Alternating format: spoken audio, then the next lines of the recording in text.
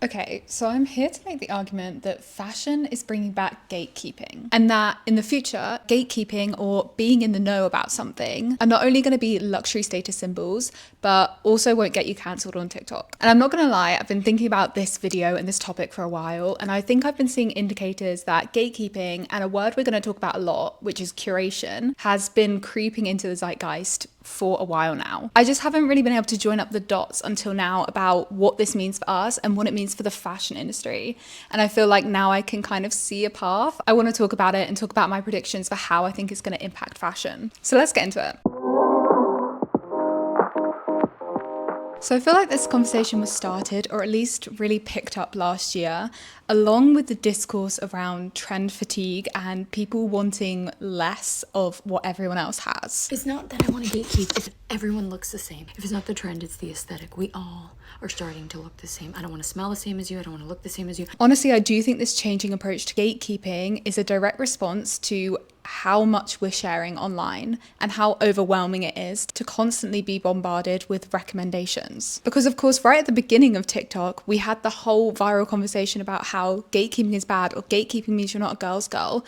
And that's led to everyone wanting to be totally transparent about where they bought something or get on the app as soon as they find something remotely cool. Not that this is terrible per se, but I do think there are a lot of examples where a product has gone viral on TikTok and gotten to the point of oversaturation because people didn't want to gatekeep and because more and more people were sharing it and wanted to be part of this insider secret that is not a secret at all. And I mean, I feel like the best example of this is Baccarat Rouge, but I think you could apply this to every single trend that becomes way too oversaturated and people get tired and then they stop wearing it because it feels too chronically online. Hot girls don't gatekeep is a marketing strategy. It's the capitalistic fallacy that buyability is attainability. It's accepted as relatable transparency that we're not in an era of gatekeeping, that you can see exactly how these influencers achieve their unattainable look. But in reality, it's just a commercial. I mean, TikTok and social media has so much noise in general that people are romanticizing quitting the apps. And that's also something we talked about on this channel.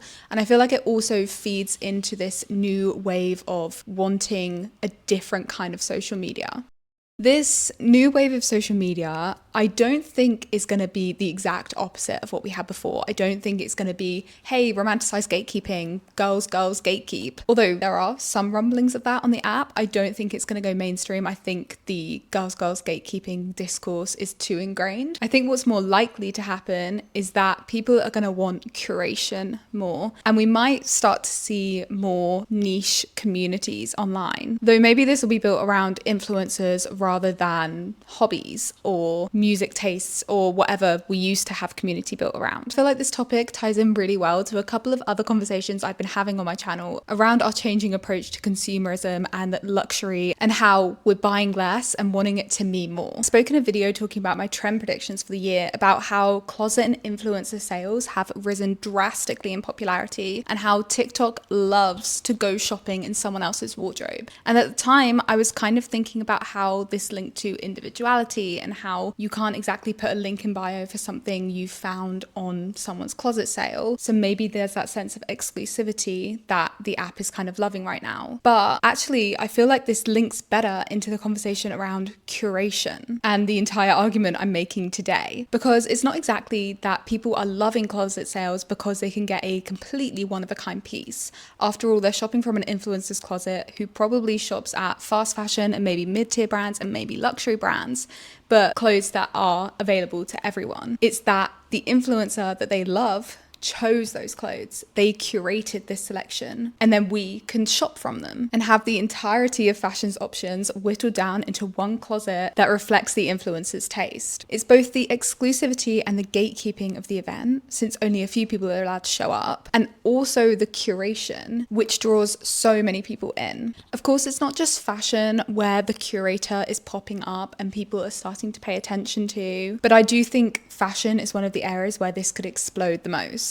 And I think the fashion industry is going to be betting on it. I've started to see murmurings online about how curators are going to become the new influencers. And that's because they offer a solution to the massive problem a lot of people have with social media right now.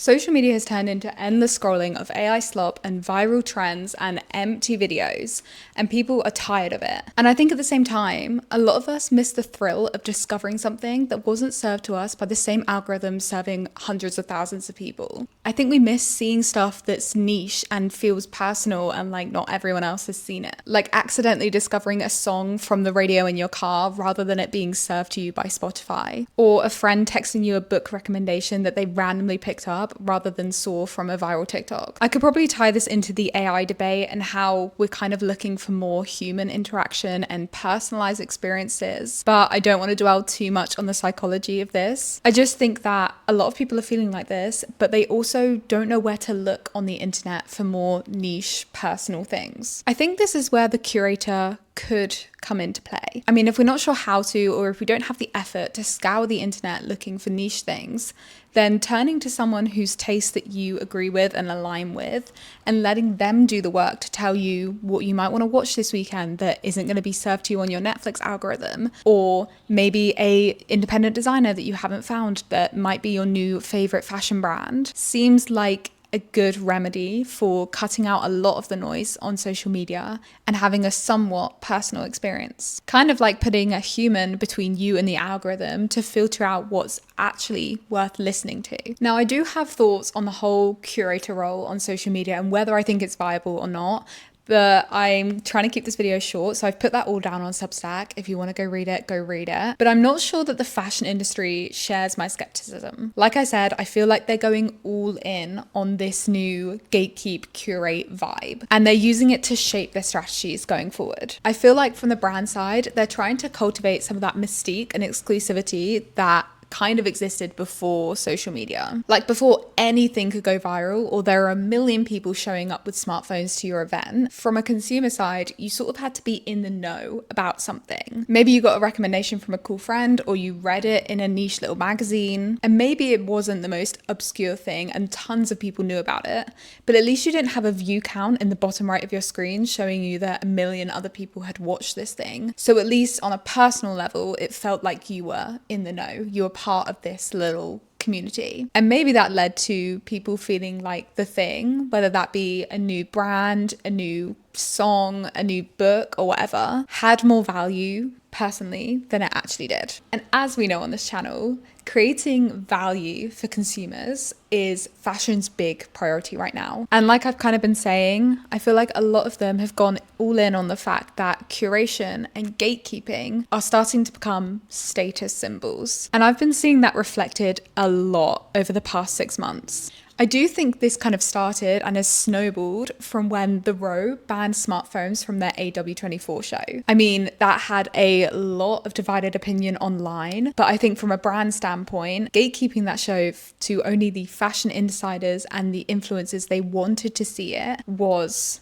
the first marker in the sand. And given that The Row has so much success, I feel like it was the first example to brands of how they could maybe use gatekeeping for their advantage. Already, we're starting to see some brands follow this lead, maybe not necessarily banning phones, but definitely limiting the amount of people that can come to their shows, when before it was every influencer or random person ballsy enough to email PR for an invite. Back in March, Vogue Business did an article talking about how a lot of designers had scaled back their shows for AW24. And though they did speculate that expenses were a big part of this, they also spoke about how more designers want an intimate and exclusive feel, including a quote from a designer interviewed by the New York Times that said he wanted his show to feel intimate, explaining, "I believe that's what luxury is. It shouldn't be accessible to everything and everyone." I mean, if we look back on the history of luxury, that was the game plan for a lot of houses for a lot of years. But obviously social media completely changed that game plan. And it's interesting to see it kind of reverting back to its roots. Speaking of the fashion weeks for a second, I think it's definitely interesting that more designers are choosing to forgo catwalks in the first place and instead host intimate dinners, maybe with their most loyal customers, maybe with fashion insiders. And this isn't just luxury brands either. I mean, all brands have been hosting more community-led, smaller events that kind of give them a personalized feeling to customers. I think in terms of social media, it's a bit harder for brands to suddenly start gatekeeping everything again. I don't think that's going to happen. But definitely I've seen some semblance of this creeping into platforms.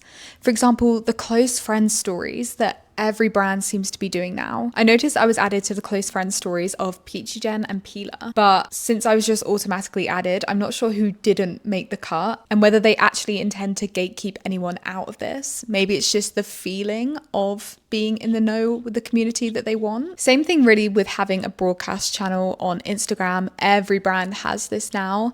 And again, I feel like it's that feeling of wanting community, wanting insider information maybe into what the brand is doing. It's definitely not something I really respond to as a consumer though. I don't really want notifications on my phones of new product drops. One of the most exciting examples I've come across is a brand that has a password protected area of their website. One of my subscribers actually sent me this brand, oddly, and you have to join their community, sign up by a newsletter, and be sent a password to access the community area of their site, where they do a lot of updates and you can vote on their new collection, vote on their new prints and stuff.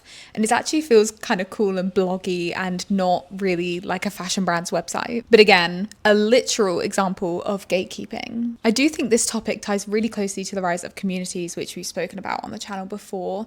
And with that kind of comes the launch of the niche Substack letter from brands. Maybe because Substack has become somewhat of a haven for curators on social media, and a lot of them are building their platforms there. So brands are building parallel platforms or just going straight for the ad sponsorship. And we're going to end on a really obvious one, but something I've definitely seen happening more and more, which is brands choosing to do limited drops or exclusive drops for particular events in order, I guess, to stop TikTok virality turning something oversaturated as quickly as it's appeared. Or I guess just to play on the scarcity and the excitement of exclusivity. So that's the list of examples I've been coming up with since I started thinking about this topic like 6 months ago. Let's briefly talk about why it matters. I think for 2 reasons. One, if curators become the new influencers, that's a new parasocial relationship we need to be wary of. And it's potentially more dangerous of a parasocial relationship than a typical influencer, because we're specifically following this person because their taste aligns with ours and we feel some sort of connection to them. We're also more likely to overconsume their recommendations or maybe not think about them so much because we just trust their judgment. And my second reason why this entire conversation matters is because brands are using it as a marketing tactic. And if we're not paying attention to that, then the joke is on us. If we're aware that this is their new game plan and their motivations for it, then we might be less susceptible to buying into a limited edition drop or listening to the hype around a brand that doesn't allow influencers and therefore must be super cool. And fine, I'll chuck in a final reason before we go, which is that I think it's super interesting to talk about these things. And if you do too, then you might want to follow this channel because I do it a lot and I'd love to hear your thoughts on this. But yeah, that's all I have to say. Hope you have a lovely day and I'll speak to you soon. Bye.